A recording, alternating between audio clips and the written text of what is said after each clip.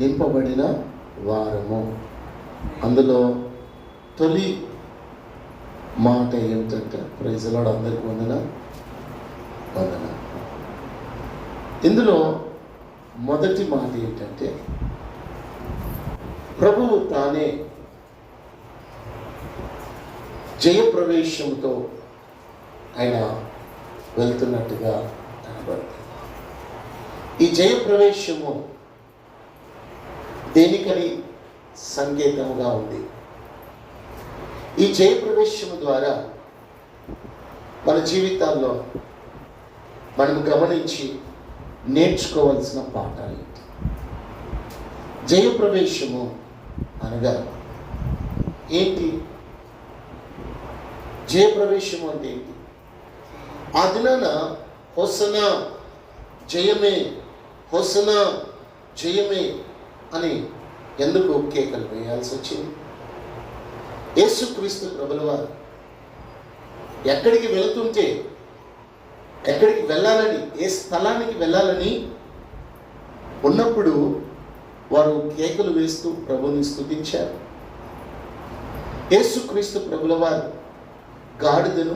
గాడిద పిల్లను ఎత్తి ఆయన వస్తున్నట్టుగా కనబడుతుంది కదా.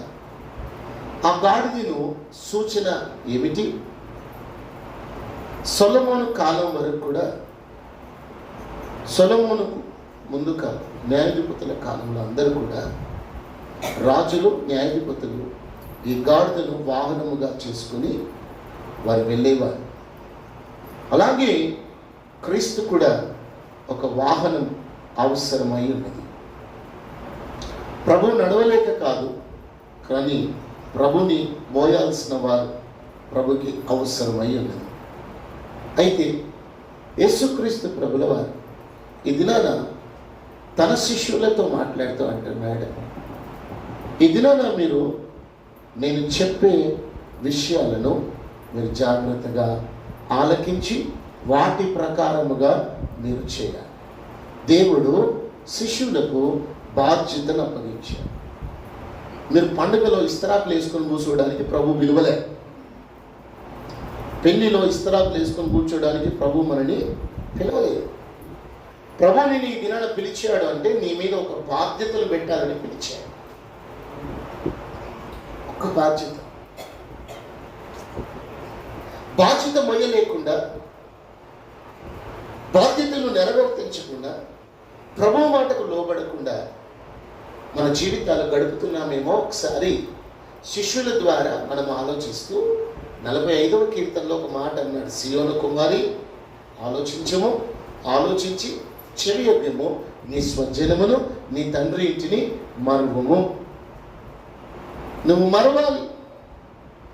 బాధ్యత నీకు అప్పగిస్తున్నప్పుడు నీ సొంతాన్ని, నీ శరీరాన్ని, నీ స్వలాభాన్ని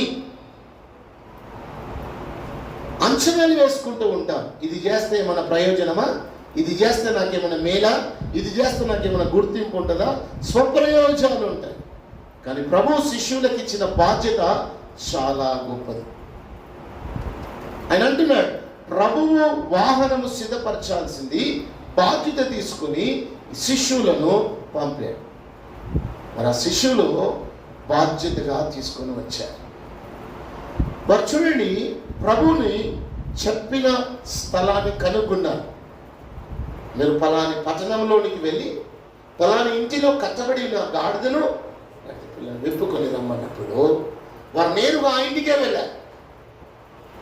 మరి ప్రభు ప్రవేశించాలి అంటే ఎందుకు ప్రవేశించలేకపోతూ ఉన్నాడు? Why? It was been delaying because of our thinking, because of our attitudes. మనకెంతో పనుల ప్రాముఖ్యత తెలుసు, కానీ దేవుని ప్రాముఖ్యతను ఎరగని వారముగా ఉంటున్నామేమో. మన పనులకు ఇచ్చేంత రెస్పెక్ట్ దేవునికి గౌరవం ఇవ్వట్లేదేమో. నీ పనులు, నీ యొక్క సమయము ప్రభుని వెక్కిరిస్తున్నాయి. నీ సిద్ధపాటు ప్రభుని వెక్కిరిస్తుంది.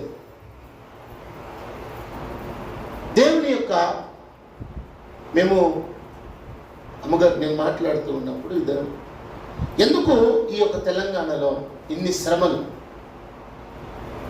సరిగా నిద్రపోకుండా కలవరపెట్టే పరిస్థితులు అన్నీ కూడా జరుగుతూ ఉన్నాయి కదా. ఒకదాని తర్వాత ఒకటి మన ఇంట్లోకి అయినట్టుగానే భయముగా ఉంది కదా. చాలామంది చింతించడము, రేపటి దినం మన పరిస్థితి ఏంటి అని ఆలోచిస్తూ ఉన్నప్పుడు నేను తనతో పంచుకున్న విషయం ఏంటంటే, మన దేశం కాకుండా ఇతర దేశాలలో, సిరియా, లిబియా, ఆఫ్ఘనిస్తాన్ ఇలాంటి దేశాలలో ISIS ఉగ్రవాదులు క్రైస్తవులను ఊచకోత కోస్తున్నప్పుడు ఒక్కడు కూడా కన్నీరు గారవలే, ఒక్కడి కూడా ప్రార్థన మీద శ్రద్ధ రాలే, ఒకరి కూడా హింస మీద మనము ఉపవాసం ఉండి ప్రార్థన చేయాలని ఆలోచనలు రాలా. అవి ఎక్కడి దాకా వచ్చాయి? మెల్లిగా అంటే నార్త్ దాకా వచ్చింది, యూపీ దాకా వచ్చింది. యూపీలో వచ్చినా కూడా మనము ఏమాత్రం చలనం లేనట్టుగా ఉండిపోయినాం. అది సత్యం. ఇప్పుడు తెలంగాణ, ఆంధ్రాకి ఎప్పుడైతే హింసలు తాకుతున్నాయో, కోట్ల మంది, లక్షల మందిలో ఒక్కడు చనిపోతే, ఒకే ఒక వ్యక్తి చనిపోతే దేవుని సేవకుడు ఎంత కలవరపడిపోతున్నాం. కారణం నీ నిశ్చింతనే. వాక్యాలు తెరిచి నాతో కలిసి ఈ మాటను చదువుతారా?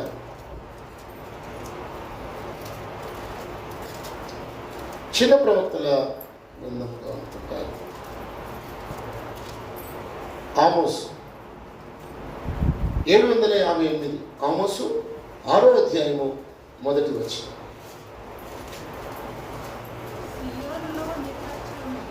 సియోనులో నిర్విచారముగా ఉన్న వారికి శ్రమ. ఏ దేవుణ్ణైతే రమ్మని ఆహ్వానిస్తున్నారో, ఏ దేవుడైతే రావడానికి, జయప్రవేశానికి సిద్ధంగా ఉన్నాడో, ప్రభు ఆలస్యం చేసినందుకు కాదు నష్టాలు జరిగేవి, ప్రభు చేయలేకపోతున్నందుకు కాదు, మౌనముగా ఉన్నందుకు కాదు. అద్భుతాలు, నీ దైవ సేవకులు ఈ శ్రమలకు కారణం, ఈ దుఃఖానికి కారణం పెద్ద దురాత్మ సాతాను. ఎవరంటే నిర్విచారం, పట్టి పట్టనట్టు ఉండడం, నాకెందుకులే అనుకోవడమే పెద్ద సైతాను. దురాత్మ మన మెదడులలో, మన హృదయాల్లో నిర్విచారం పెట్టేసింది. మనకెందుకులే, మనకెందుకు వచ్చిందిలే. నిర్విచారముగా ఉంటున్న వారికి శ్రమ. ఇది నువ్వు అనుకోవచ్చు, నేను ఎవరి కంటపడలేదు, ఎవరు నన్ను చూడలేదు, నేను అంత పెద్ద కాదు. కానీ సాతాను దృష్టిలో ఎప్పుడో పడ్డామన్న సంగతి సోయి తప్పిపోయి బ్రతుకుతున్నారు. మాస్టర్ ప్రవీణ్ గారు మరణించిన మరణం ఒక ఆమె రాసింది. ఆయన చనిపోయి ఇన్ని దినాలు అవుతుంది కదా. ఆయన బతికున్నప్పుడు చెప్పిన సువార్త కన్నా ఆయన చనిపోయిన తర్వాత ఆయన మాట్లాడిన వీడియోస్ లక్షల కోట్ల మంది ఎవరైతను అని చెప్పి ఆయన ఆ వీడియోస్ ఓపెన్ చేసి సువార్తను వింటున్నారు. నా మాట శ్రద్ధగా ఆలకించినారు. సపోజ్ సాతాను నిన్నే చంపేసిందనుకో, నీ చరిత్రను కూడా అనేకులు తిరగ చూస్తూ ఉంటారు. ఏముంది ఇతనిలో, ఎందుకు చనిపోయింది ఎవరైనా అని అడిగినప్పుడు ఏమీ ఉండదు మన దగ్గర. పాస్టర్ ప్రవీణ్ గారు చనిపోతే ఆయన మాట్లాడిన ప్రతి మాట సువార్తగా ఇప్పటికి కూడా ప్రకటింపబడుతుందండి. ఆయన ఏంటి, ఆయన ఆలోచనలు ఏంటి, ఆయన ఏం చేస్తాడు అనేది తెలియని వారు కూడా తెలుసుకుంటున్నారు. బ్రాహ్మణులు చూస్తూ ఉన్నారు, హిందూవేత్తరులు చూస్తున్నారు, ముస్లిమ్స్ చూస్తూ ఉన్నారు. They all are finding how curious he was. బాగా వైరల్ అయిన మాట ఏంటంటే, ఈజ్ మై కింగ్ అన్న మాట బహు వైరల్గా అయింది. నేను అంటున్నాను, అకస్మాత్తుగా మనము చనిపోతాం ఒకరోజు, అనుకోకుండా మనము కూడా ఎప్పుడో ఒకరోజు చనిపోతాం. మరి నిన్ను కూడా ఎంక్వైరీ చేసినప్పుడు నీ సాక్ష్యాలేంటి? నాకు చాలా నవ్వొచ్చిన మాట గన్పూర్లో ఉన్న పాల్సనయ్య గారు చెప్పినారు. పాల్సనయ్య గారు ఆయన వాక్యం చెప్తున్నప్పుడు, ఒక సంఘ పెద్ద చనిపోతే ఆ అయ్యగారు పరుగున పోయి వాక్యం చెప్తున్నాడట. ఈ సంఘ పెద్ద సంఘంలో చాలా మంచివాడు, చాలా గొప్పవాడు, ఎప్పుడు సమయానికి ఆదివారం వచ్చేవాడు, ప్రభు పరిచయంలో పాల్గొనేవాడు, ఆయన బల్లలో వాక్యంలో సరిగా ఉండేవాడు. ఎంత గొప్పగా చెప్తుంటే వచ్చిన వాళ్ళు అందరూ వింటున్నారంట. ఆ పక్క ఊర్లో ఉన్న తన చెల్లి ఆ అన్న చనిపోయాడని బోర్లో ఏడ్చుకుంటూ వస్తూ మీద పడి ఏడుస్తూ ఆమె ఏమంటుందంటే, అన్న నువ్వు బావతో కలిసి తాగుతున్నప్పుడు ఎంత బాగుండేది, నువ్వు రింగులుగా విడుస్తుంటివి కదన్న పొగ అని, నువ్వు తాగితే అసలు ఎంత తాగిపించేటోడు అన్న, నువ్వు ఒక్కడి తాగితే ఆయనకు 3 తాగిపించే. ఈ సాక్ష్యాలన్నీ చెప్తున్నప్పుడు ఈ అయ్యగారికి సిగ్గైందంట. అయ్యో, సంఘంలో ఒకలాగున్నాడు, ఇంకా మరొకలాగున్నాడు. నీ సాక్ష్యాన్ని ఎవరో దృష్టిస్తున్నారు, అది పట్టబయలే కదన్న సంగతి మరొకసారి పరిశుద్ధాత్ముడు నీతో మాట్లాడుతున్నాడు. నువ్వు ఒంటరిగా ఉన్నప్పుడు, రహస్యంగా ఉన్నప్పుడు నీ జీవితాన్ని చాలా జాగ్రత్తగా గడపడం దేవుడు కోరుకుంటున్నాడు. నిజమే కదా? చాలా మంది క్రీస్తు ప్రేమను తెలుసుకున్నారు. వారి విషయాన్ని, ద్వేషాన్ని, అబద్ధాన్ని వారు ప్రచారం చేద్దామనుకున్నారు. కానీ సత్యం ఎన్నడూ కూడా ఓడిపోదు. ఈ శ్రమలకు ప్రారంభమైన ఈ దినాలు కదండి, quite opposite to the Bible. నువ్వేమో జయప్రవేశం అంటున్నావు. ఎవరు ప్రవేశిస్తున్నారు? మరణం ప్రవేశిస్తుంది కదా పట్టణములలో, భయం ప్రవేశిస్తుంది కదా, కలవరం ప్రవేశిస్తుంది కదా. మరి ఏడి నీ రాజు? వాక్యం ఏమని మాట్లాడుతుంది? ఇదినేనా నీ హృదయంలో ఎక్కడో గాఢ నిద్రలో యోనాలాగా పడుకుంటున్నావేమో. అసలు సోయి లేదు, సొక్కు లేదు, ఉలుకు లేదు, పలుకు లేదు, ఉన్నామో తెలియదు, బతికినామో తెలియదు, బతికి నడుస్తున్నా కూడా చచ్చిన వాళ్ళలాగానే ఉంటున్న యోనా వలె మనం ఉంటున్నాం. యోనా పైన అంతా అల్లజడి జరుగుతుంటే ఏం చేస్తున్నాడు? యోనా ప్రవక్త పడవ అడుగు భాగమున నిద్రించుచున్నాడు. కనబట్టేది కూడా పడుకోవట్లేదట, ఎవ్వరికి కనబడకుండా రహస్యంగా నిద్రపోతుంది. ఆ నిద్రపోయేది ఎవరు కాదు, ఆ యోనా ఆత్మ నీలో కూడా ఉంది. మనం కూడా ఎక్కడో కనబడకుండా, కనిపెట్టబడకుండా, కనుమరుగై తెలియకుండా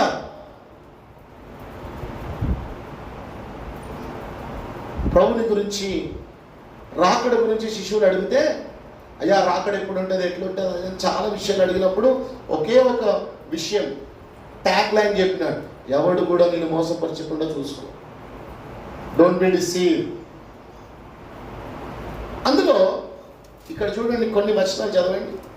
ఆమోసులో చదివిన తర్వాత అసలు లూకా సువార్తలో ప్రభు సంఘంతో ఏం మాట్లాడుతున్నాడు? మంటలు తెమ్మన్నందుకు మంటలు తెచ్చి సంచులు పెట్టారు. చాలా మంచి ఆలోచనలు చేశారు కాబట్టి ఆ మంటలు ఆనే ఉంది. పాపం వాడికి కాలు చేతులు లేవు కదా, ఆ మంటలకు కాలు చేతులు ఉంటే అవే వచ్చి మీ చేతులలో వచ్చి ఉంటుండే. కాబట్టి పాపం అవి రాలేవు, అవి నరికి వేయబడ్డాయి కాబట్టి అవి ఆనే ఉంటాయి. వాటిని చూసిపోయేటప్పుడు దానికి మొక్కిపోండి, వెరీ గుడ్, నేను కావాలని అక్కడ తెచ్చిపెట్టాను. మీ యొక్క పర్ఫార్మెన్స్ ఎట్లుందో, మీరు ఎంత ప్రేమిస్తున్నారో. మనము తినడానికి పెరుగు లేకపోతే మరీ బండేసుకొని పోయి పెరుగు తెచ్చుకుంటాం కదా, తినడానికి మిర్చీలు లేకపోతే ఆ దినం వంట మీదకి లేచి మరీ పోయి మిర్చీలు తెచ్చుకుంటాం కదా. చిన్న చిన్న ఎగ్జాంపుల్ చెప్తాను. ప్రభు మందిరాన్ని నాకు అన్నీ తెలిసిన నేను మౌనంగా ఉన్నా, ఎందుకంటే మీరు ఎప్పుడు లేచినప్పుడే చేద్దాం, ఎందుకు నాకెందుకు తొందర? నేను నడిపేవాడిని,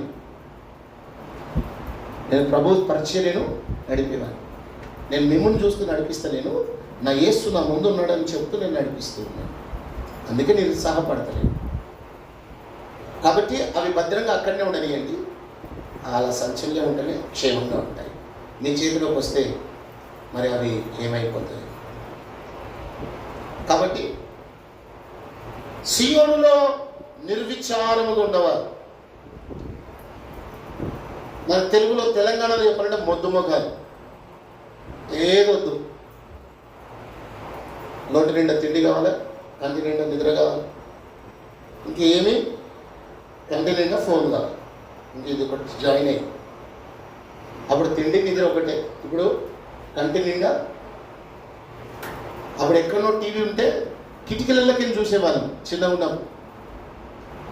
ఆ చిత్రలహారి వచ్చేటప్పుడే చూసేవాళ్ళం. ఆ కిటికీలకి దూరంగా చూసేది పోయి ఇప్పుడు కన్నుకు దూరం ఉన్నంతనే ఇట్లా పెట్టుకొని చూస్తున్నాం. ఎంత దగ్గరగా, ఎంత నిర్విచారం. రైట్. షోమ్రోను పర్వతంలో మీద నిశ్చింతగా నివసించేవారు. ఎవరైనా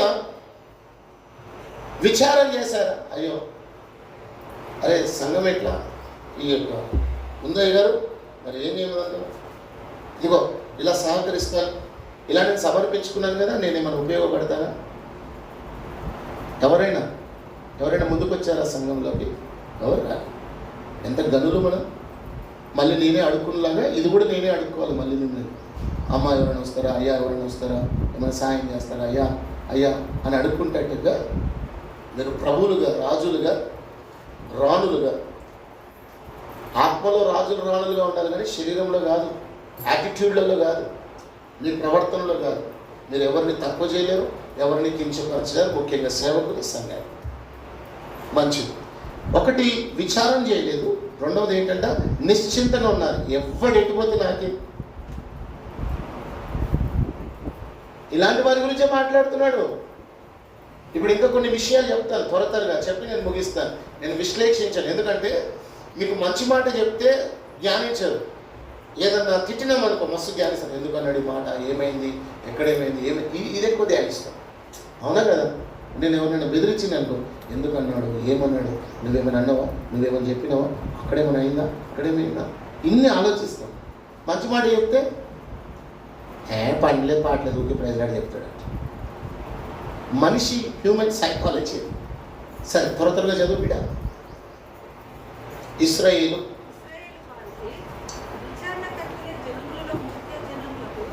పెద్దలైన వారికి శ్రమ. 3వ వచనం. ఉపద్రవ దినమున బహుదూరమున కొన్ని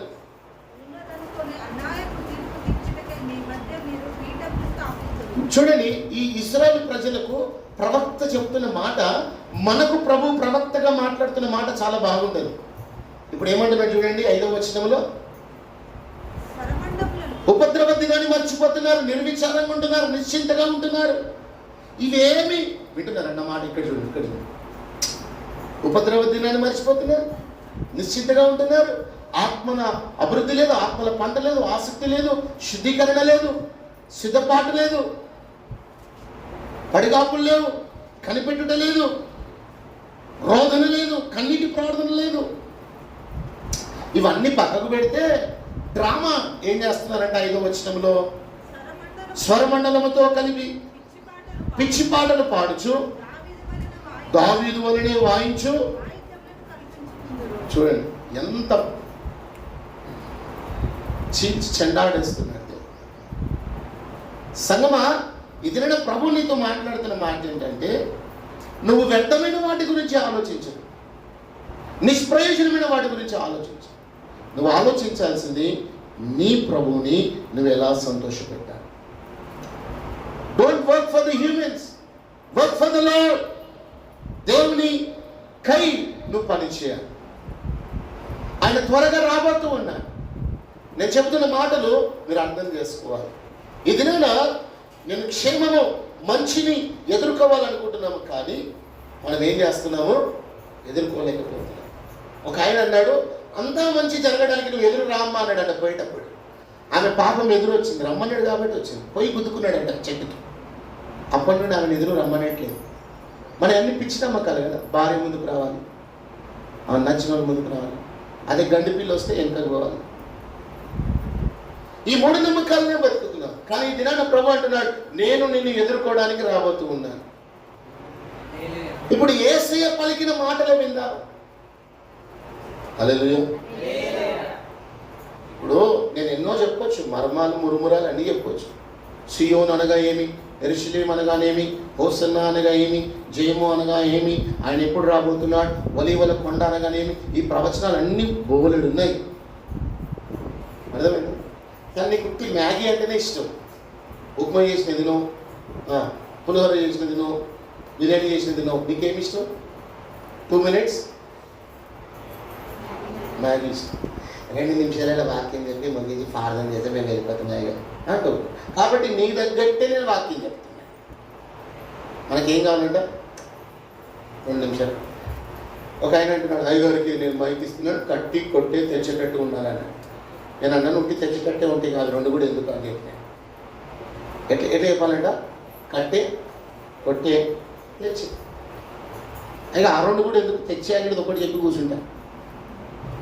సంగమా, ఇది నా ప్రాముఖ్యమైన విషయాన్ని యేసు ప్రభు చెప్తే వింటారా? ఎంతమంది వింటారు? యేసు ప్రభువే నువ్వు అన్నీ లోపల ఏదేదో కలిపి చెప్తున్నావు అయ్యగారు. యేసు ప్రభు ఏది చెప్పిండో అది వింటాం మేము. ఇక నీ మాటలు మేము అంటారు కదా కొంతమంది, ఎంత తీసుకోవాలో అంతే తీసుకోవాలి, ఏది తినాలో అదే తినాలి, మనం ఎంతున్నామో అంతనే ఉండాలి, ఎక్కువ దాట. ఎన్ని ప్రొఫెసర్స్ మాట్లాడతారు.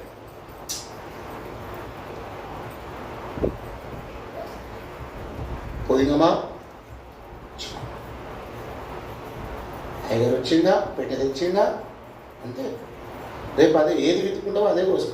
అలాగే కాబట్టి ఏమై ఉండాలంట?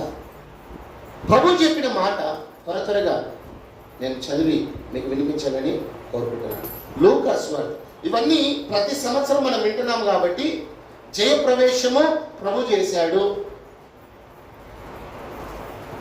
ఈ జయప్రవేశం యొక్క మాటలలో చివరిగా ప్రభువు ఏమంటున్నాడో, ఆయన జయప్రవేశం అని నువ్వు అనుకుంటున్నావు, కానీ యేసు ప్రభు యొక్క భావము, ఆయన రియాక్షన్స్ ఏంటో ఒకసారి చూద్దామా? ఏ పట్టణానికైతే తండ్రి నివసించే యెరూషలేము దేవాలయముకు వస్తున్నాడు ఆయన ఎక్కడికి వస్తున్నాడు? యెరూషలేము దేవాలయానికి వస్తున్నాడు. అక్కడికి జయప్రవేశం. నీకు అర్థమవుతుందా కాన్సెప్ట్? నంబర్ 1, ప్రభు బెత్పగే దగ్గర నుండి ఆయన యెరూషలేమునకు ప్రయాణమయ్యాడు. ఆ పట్టణం నుండి యెరూషలేములో ఏముంది? సొలొమోను కట్టిన దేవాలయం, తండ్రి నివాస స్థలం ఉంది. అక్కడికి వస్తున్నాడు. అర్థమైందా? ఇప్పుడు నీ హృదయంలో ఎవరున్నారు? దేవుడు దేవాలయముగా ఉంది. ఇప్పుడు ప్రభు నీలోనికి ఏం రావాలనుకుంటున్నాడు? జయప్రవేశం చేయాలనుకుంటున్నాడు. నీవు శుభ్రంగా కడగబడి బాప్టిజం తీసుకొని ప్రభుని నమ్ముకొని వాక్యం చదువుతూ సంఘానికి వెళ్తున్నావు. కానీ నీలో ఎవరు నివాసం లేరు? క్రీస్తు రావట్లేదు. ఇంకా క్రీస్తు రావాలి అంటే ఎట్లా రావాలి? జయప్రవేశంగా రావాలి. ఇప్పుడు ప్రభువే దయదలిచి కృపదలిచి ప్రేమించి నువ్వు ఆయన వద్దకు రావట్లేదు కాబట్టి ఆయననే నీ దగ్గరికి వచ్చాడు. ఇప్పుడు వస్తున్న నీ గురించి ఆయన ఏం మాట్లాడుతున్నాడు చూడండి. దేవాలయం గురించి. దేవాలయం అన్న చోటల్లా కూడా ఏం రావాలి? నీ హృదయం రావాలి. యేసుప్రభు ఎక్కడికి వచ్చినాడు? దేవాలయం, యెరూషలేము దేవాలయానికి వస్తున్నాడు. అంటే ఎక్కడికి వస్తున్నాడు? ఈరోజు వస్తున్నాడు. వస్తున్నాడనే సంతోషమేనా?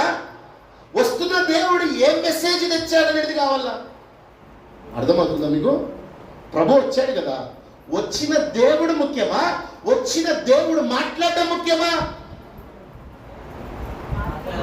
మంటలాగారమా? మాట్లాడుకుంటారా? దేవుడు ఏది నీతో మాట్లాడాడో వింటావా? ఎంతమంది సీరియస్గా ఉన్నారు?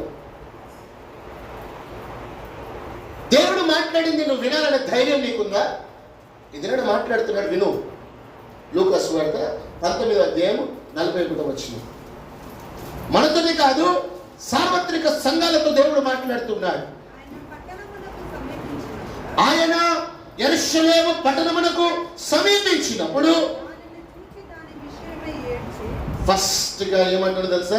నీవేమో సంఘాలు కట్టుకుంటున్నావు, జయప్రవేశం, హోసన్నా, జయమే జయమే జయమే అని మేకపోతు గాంభీర్యం చేస్తున్నావు. కానీ యేసు క్రీస్తు ప్రభులవ నీవు దేవునికి నిలయమైన ఆలయమైన నిన్ను చూసినప్పుడు మొదటి రియాక్షన్ ఏంటంటే తెలుసు? ఈ క్రై.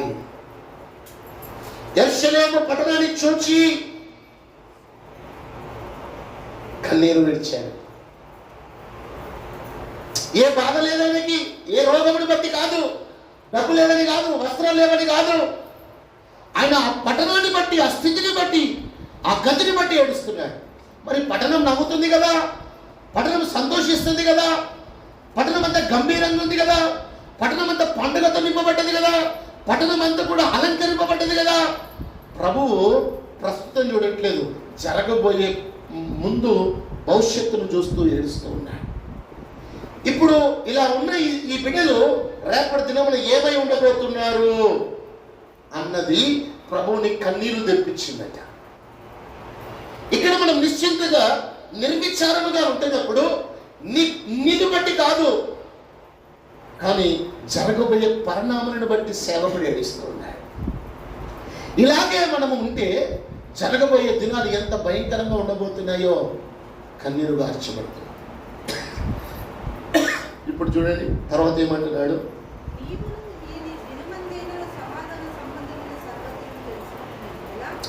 ఈ దినమందైనను సమాధాన సంబంధమైన సంగతులను తెలుసుకుని ఎడల నీకు మేలు. హెచ్చరిక, హెచ్చరిక, జాగ్రత్త రే. మేలు జరుగుతుంది. సంఘంలో కూర్చున్న వారందరికీ మేలు ఎప్పుడు జరుగుతుందంట? సమాధానకర సంబంధమైన సంగతులను నీవు తెలుసుకున్నప్పుడు, నువ్వు గ్రహించినప్పుడు, సోయికొచ్చినప్పుడు, ప్రభుని పట్టుకున్నప్పుడు, పశ్చాత్తాపపడినప్పుడు. చాలా మంది ఉపవాసం ఉంటారు, చాలా మంది ప్రార్థన చేస్తూ ఉంటారు, చాలా మంది ఉంటారు కదా. మీకు తెలుసా రిజల్ట్ ఎప్పుడు వస్తుందో? చాలా మంది అనుకుంటారు ఉపవాసం చేసిన తర్వాత, ప్రార్థన చేసిన తర్వాత. కాదు కాదు, ఎప్పుడైతే నీ హృదయంలో ఆలోచన వచ్చింది చూడు, అప్పుడే దేవుడు రిజల్ట్ రాసి పెట్టేస్తాడు. వీడికి ఇన్ని మార్క్స్. దేవుడికి తెలిసి నువ్వు ఎలా పాటిస్తావో, ఎలా చేస్తావో, అప్పుడే నీ విడుదల. కాబట్టి తీర్మానం తీసుకొని గ్రహించడంలోనే గొప్ప రివైవల్ ఉంది. హల్లెలూయా. నీ గ్రహింపే నీ విడుదల, నీ గ్రహింపే నీకు జీవం. మొదటిగా ఆయన అంటున్నాడు,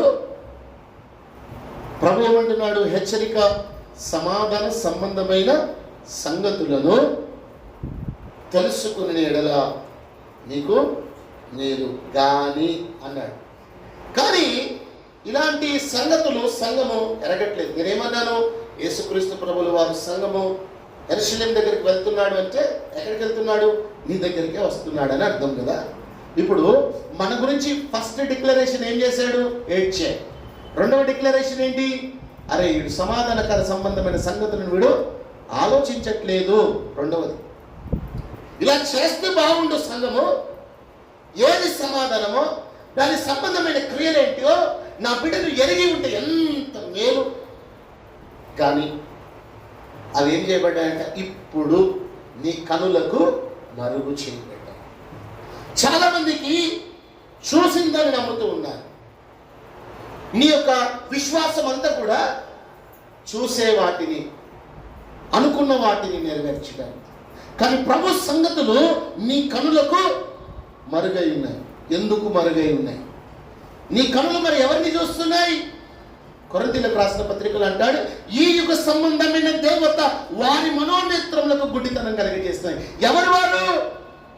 ఎవరికి గుడ్డితనం కలిగజేస్తుంది? సాతాను. అందరికి కాదు, అవిశ్వాసులైన వారు. అవిశ్వాసులైన వారి హృదయములకు, మనోనేత్రములకు సాతాను ఏం చేస్తుందంట? గుడ్డితనం. అందుకే దేవుడు కానీ, దేవుని కార్యములు కానీ, దేవుని ప్రవేశము కానీ, రాజుని కానీ గౌరవించడం కానీ, కీర్తించడం కానీ, సాగిలపడడం కానీ మనం నేర్చుకోవట్లేదు. కారణం మన కనులకు మరుగైన. ఇంకా పౌలు వలె మన కనులకు పొరలెక్కినాయి.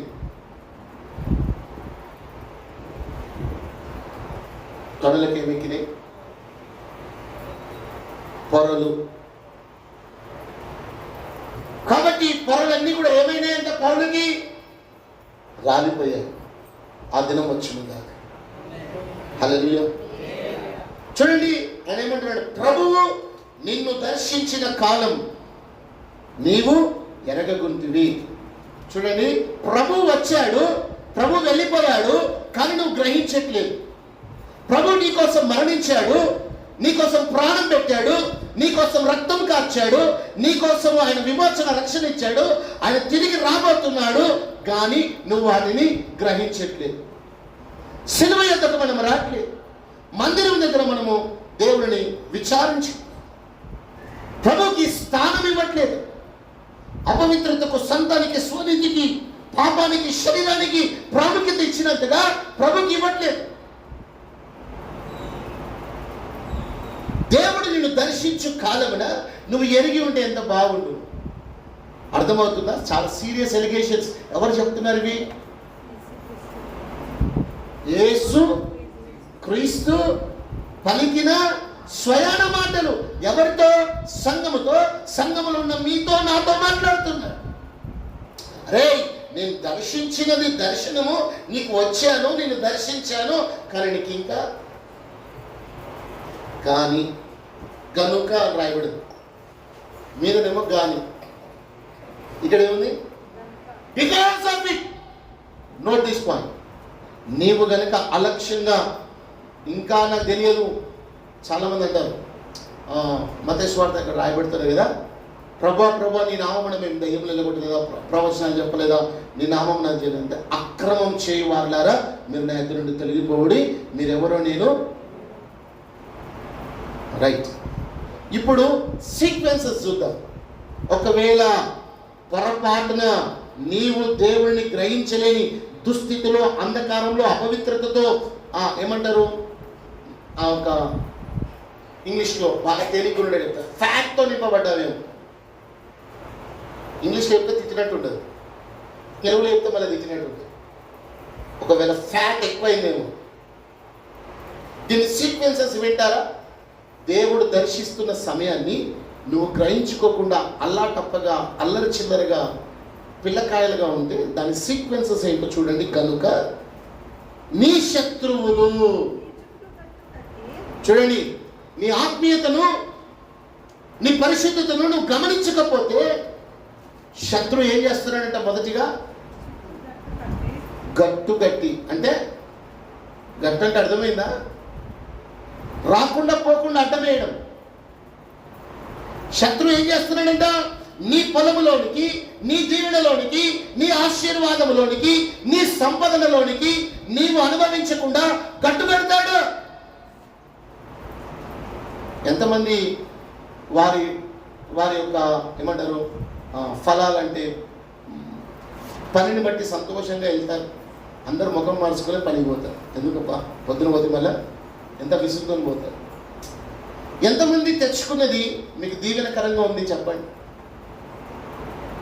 చాలా. ప్రేమని దేవుని బిడ్డలారా, సాతాను నీ శత్రువు కేవలం బికాస్ ఆఫ్ అన్నోయింగ్, తెలియదు అని చెప్పడము. సాతాను ఏం చేసేసింది నిన్ను? నా మాట వింటున్నారా?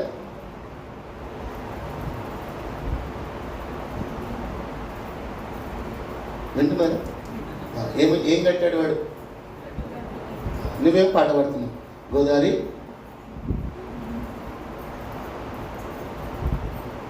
మాయిగా గట్టు మీద నీ ధ్యాస పిట్ట మీదకి పోతుంది, వాడేమో గట్టు కడుతుంది, నువ్వు వాడికి పోకుండా.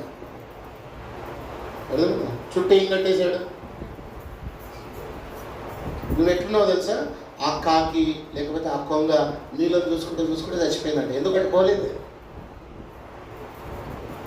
ఒక అయ్యగారు చెప్పారు, ఎడ్వర్డ్ విలియమ్స్ చెప్పారు, దరిద్రుడు అంటే ఎవడు అంటే దానికి నిర్వచనంగా చెప్పాడని మాట. వర్షం పడుతుంది, ఒక ఆయన దగ్గర గొడుగు ఉంది, గొడుగు వేసుకొని వెళ్ళిపోయాడు. ఇంకో దగ్గర అదే సీక్వెన్స్లో ఇంకో ఆయన వర్షంలో తడుచుకుంటూ వెళ్ళిపోయాడట. ఎందుకంటే మన దగ్గర గొడుగు లేదు. ఇంకో దగ్గర గొడుగు సంకలు ఉంది, కానీ వాడు తడుచుకుంటూ పోతున్నాడు. వాని పేరే దరిద్రుడు.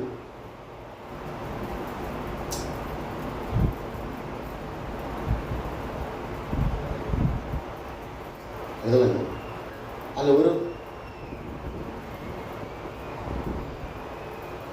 మీకు మీరే తీర్పు తీసుకోండి.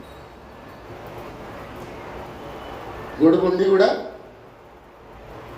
సంతల గొడుగు పెట్టుకొని నేను తోడ్చుకుంటూ వచ్చాను. పడదు, వాడే దరిద్రుడు. అంతేనా?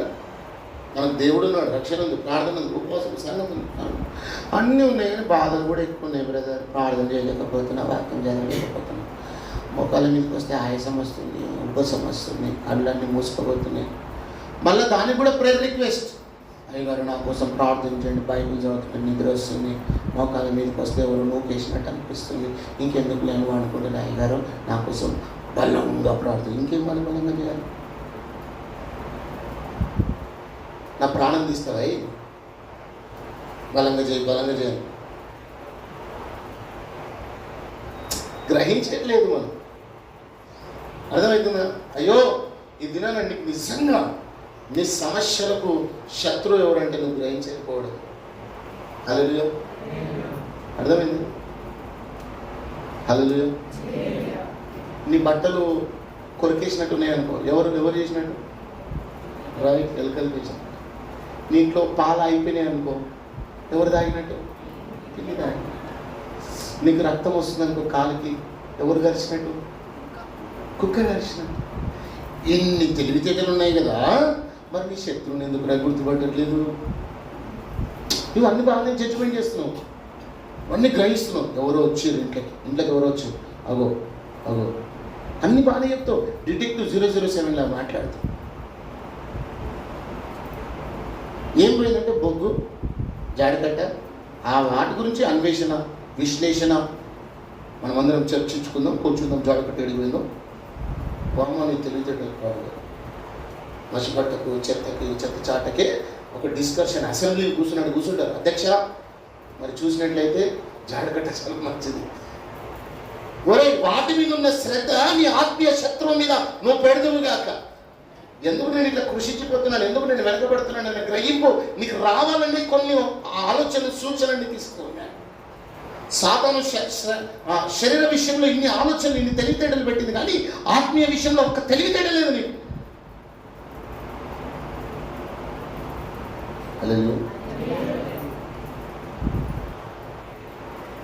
నెంబర్ 2, చుట్టూ గట్టు.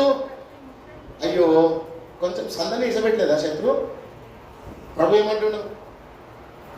నీకు తెలుగు, నీకు సినిమా డైలాగ్ లేకుండా రౌండప్ చేసేసిండు. నీకు ఎక్కడ ఇంకా? అయ్యో రైట్, చదవండి. రెండవది ఏం చేసినాడు? ముట్టడి వేసినాడు. ఏం వేసినాడు? ముట్టడి అంటే లోపల బయటికి పోవద్దు, బయటడు లోపలికి రావు. అట్లా కాదా, నువ్వు బయటికి వస్తే ఈపు విమానం, ఈపు ప్రార్థన చేద్దామని కూర్చున్నాను అండి, బాగా దెబ్బలు కొట్టిరండి. ఎందుకంటావు? ముట్టడి వేసినోడు బయటికి పోయి నువ్వు కావాలంటే కొట్టడా? మొదట ఆ ముట్టడి తీసివేయబడాలి. మూడవది ఎలా మాట్లాడుతున్నాడు చూడండి ప్రభువు. నీ చుట్టూ అన్నాడు ఒకటి. మూడవదిగా ఏమంటాడు? అన్ని ప్రక్కలను నిన్ను అరికట్టి. అర్థమైందా? నన్ను చూసి తొక్కేస్తుండే అయ్యగారు, టాలెంట్ తొక్కేస్తుండే, నా స్వరం తొక్కేస్తుండే, నా గొంతు నొక్కేస్తుండే. ఓ దయ్యమా, శత్రువు నేను ఏం చేసాడు? చుట్టూ కట్టిండా? అమ్మా ఉన్నారా మీరు? శత్రువు ఏం చేసిండంట? ఎందుకు మనం కదలేక మెదలేక ఆత్మీయతలో చురుకుగా ఎందుకు లేమంటే, మిమ్మల్ని మీద కాదు. మిమ్మల్ని అంటే ఏం లాభం? మీ యజమానుని తిట్టారు. ఎవడో యజమానుడు?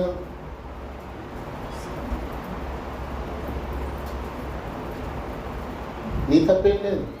You are slave, that's it. నిన్ను ఏలుతున్న ఒక యజమానుడు ఉన్నాడు.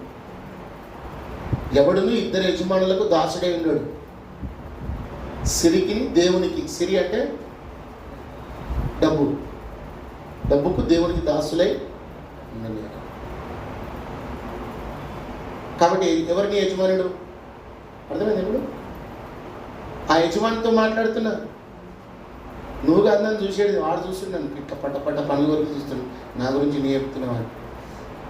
కానీ నిన్ను వాడుకుంటున్నాడు అంతే. వాడు నీ పనులు నీ కళ్ళు వాడుకుంటున్నాడు. నువ్వు తప్పేం లేదు, నిన్ను వాడుకుంటున్నాడు. నాకు ఎంత భయం వేసిందో తెలుసా? అయ్యా ప్రభా, నేను ఎక్కడైనా ఆత్మీయతలో అలక్ష్యంగా ఉంటే సాతాను ఎంత నష్టం చేస్తున్నాడయ్యా. నీకు అర్థమవుతుందా? నువ్వేమో జయప్రవేశం, హోసన్నా జయమే, లోపల భయమే, ఇంట్లోకి వెళ్ళి బయటికి వెళ్ళనే, ఉన్న దగ్గర స్తుతిస్తుంటానే. ఇది నీ పాట. లోపల బయటికి మొత్తం హోసన్నా కొట్టాలి మంచి కొట్టాలి. హల్లెలూయా. చుట్టూ ఏం చేశాడంట? అరికట్టినాడు. నీకేమైనా బాధ అనిపించట్లేదా? అసలు ఆశీర్వదింపబడ్డానికి పడాలి అనుకున్నవాడికి కోపం వస్తుంది. అమ్మ దొంగ సైతానా, ఇక్కడున్నావా నువ్వు? నా ఏసీ చెప్పేసాడు, ఇప్పుడు నువ్వు నన్ను అరికడుతున్నావా, గట్టేసినావా నాకు అనాలి. నువ్వేమనకుండా మూగా కూర్చున్నావు అంటే ఆడు ఏం చేసిండు? మొన్న న్యూస్లో వచ్చింది, ఎవరో పాలు తాగితే నోరు అతుక్కుపోయిందంట. పాలు తాగితే ఏమైంది? నోరు అంటుకుపోతే హాస్పిటల్ తీసుకొచ్చారు. సార్ పాలను తాగినాం, నోరు అంటుకుపోయింది, ఏంటి అని. అరే అన్నాడు, గమ్మేసిండో ఏం వేసిండోరా, ఆ పెద్ద ఇష్యూ అయింది మన తెలంగాణలో.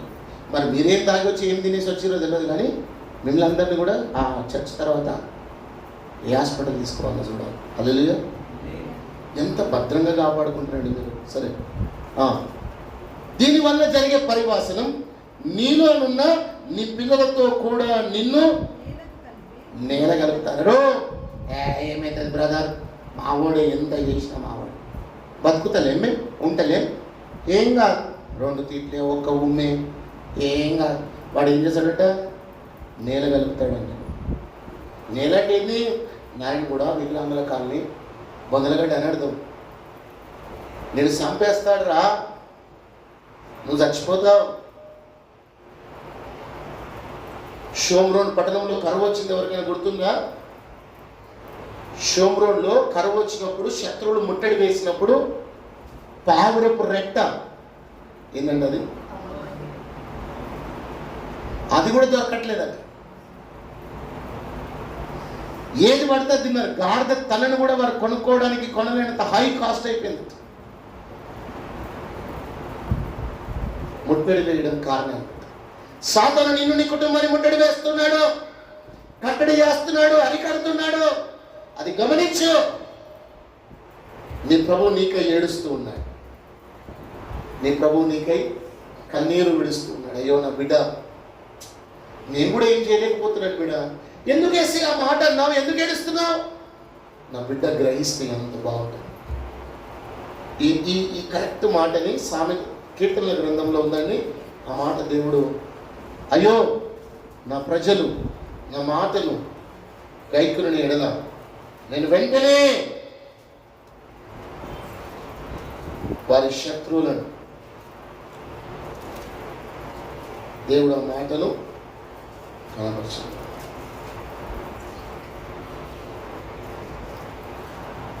హల్లెలూయా. మీకేమైనా ప్రయోజనం ఉందా?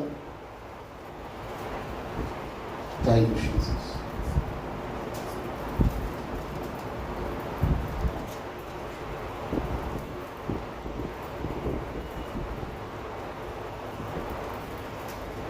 చాలా సంబంధితమైన మాట.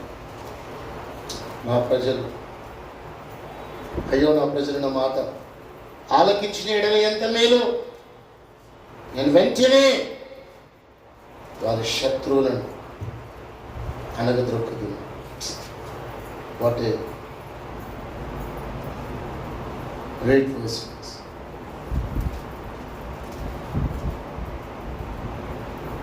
కీర్తనల గ్రంథము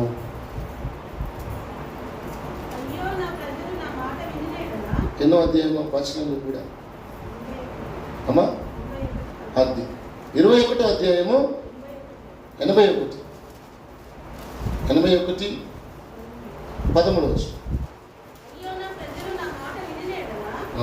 అయ్యో నా ప్రజలు నా మాట వినిన ఎడల ఎంత మేలు. అప్పుడు నేను వేగిరమే వారి శత్రువులను అనగద్రొక్కుదును, వారి విరోధులను. హల్లెలూయా. ఎక్కడుందని నీ ఆశీర్వాదం? మోతలు మోయమన్నాడా?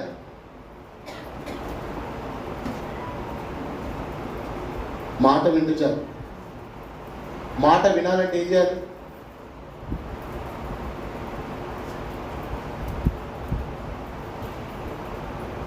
మేము నేర్చుకుంటా అంటే ఎన్నైనా తవ్వి బయటికి తీసుకొచ్చి చెప్పొచ్చు. కాబట్టి పెద్ద పడవైనా చిన్న స్టీరింగ్తో తిప్పబడుతుంది. చుక్కాని అంటారు దాన్ని.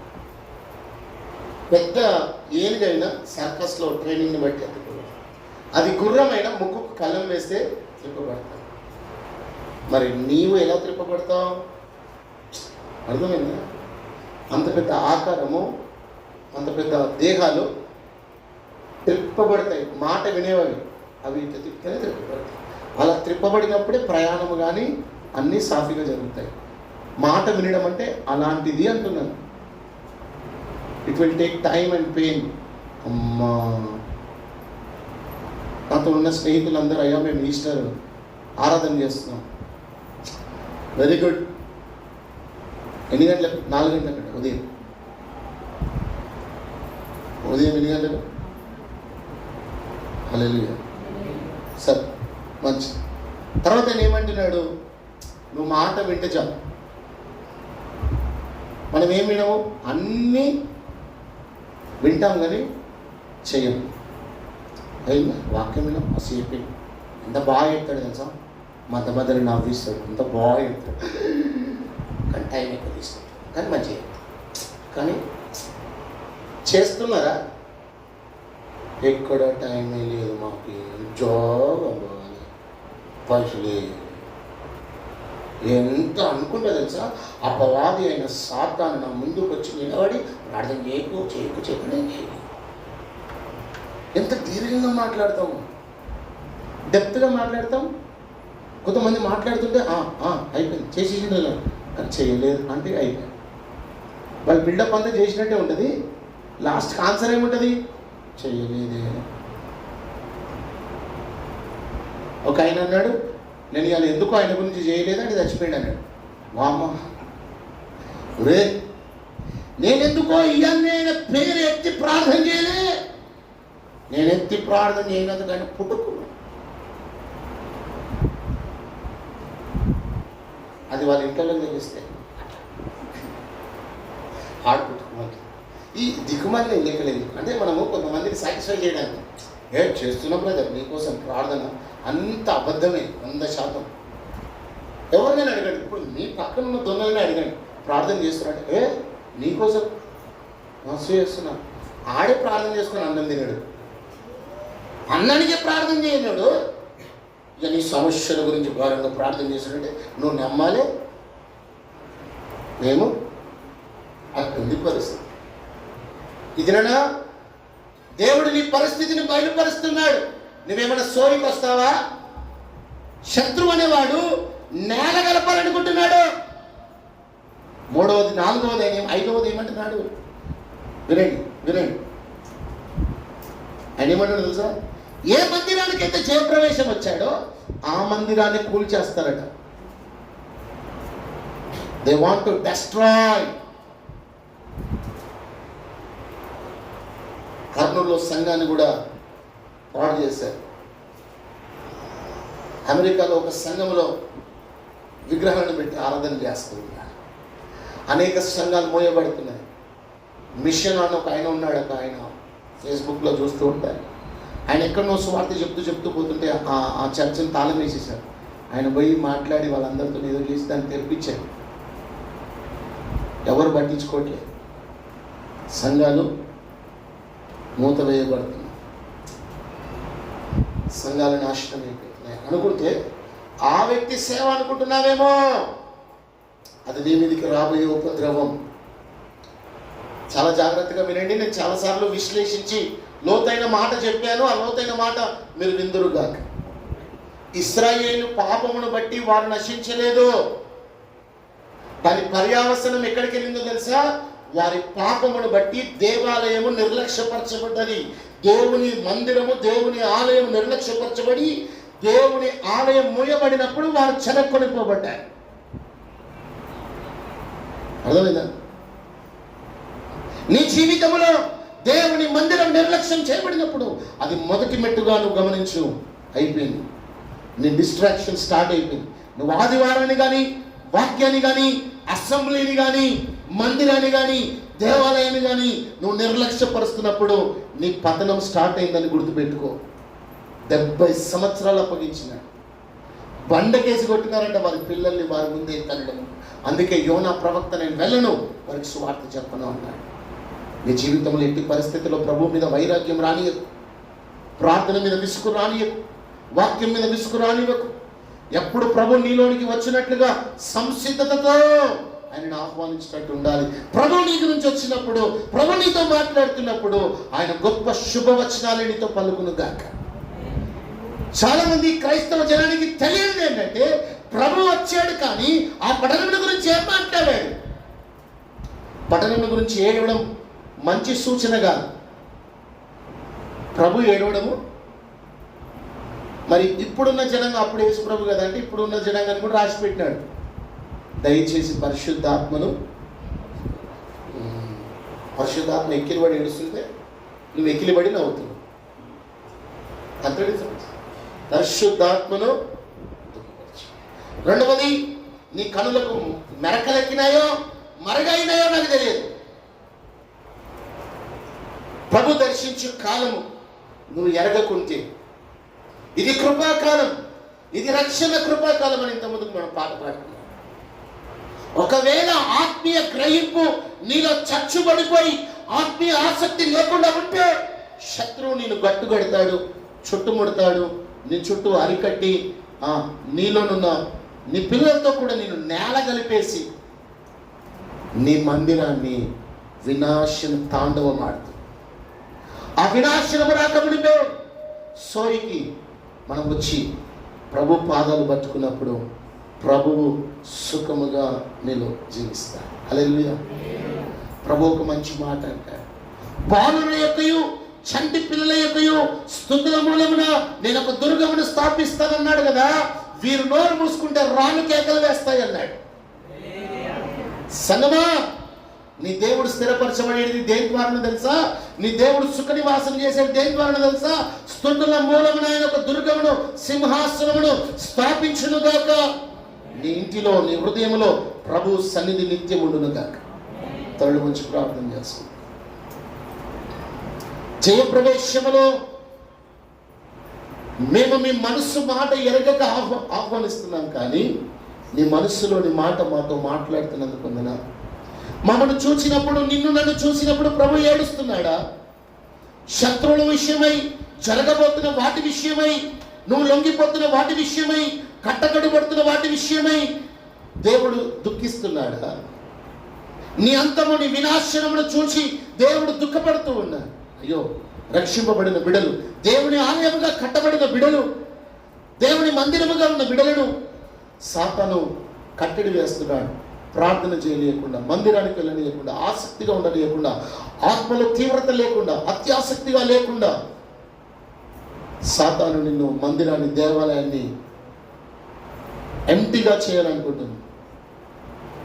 మందిరాన్ని ఖాళీ చేయాలనుకుంటుంది. సాతాను రోషము పూనిన వాడవై బ్రతుకుట క్రీస్తే, చావైనను నాకు మేలే అని నీ దేవుని మందిరంలో నివసించుతాను. భక్తిహీనుల గుడారంలో నివసించుట కంటే నా దేవుని మందిరంలో నివసించుట నాకు మేలన్న దావీదు నినాదం నువ్వు ఎత్తుకుందువుగా. అటు కృప, అటు నడిపింపు, అటు దీవెన, ఆశీర్వాదం సంఘ బిడ్డలకు అనుగ్రహింపబడును గాక. యేసుక్రీస్తు నామ పేరిట ఈ వాక్యాన్ని వారి హృదయాల్లో అంటుకడుతూ, మెత్తని హృదయాల మీద చెక్కబడుతూ వారిని దీవించుమని వాక్యానికి అప్పగిస్తూ ప్రార్థిస్తున్నాను తండ్రి. ఆమేన్. Thank you. అందరూ లేచి పెడదాం. ఈ దినమైన ప్రభుత్వం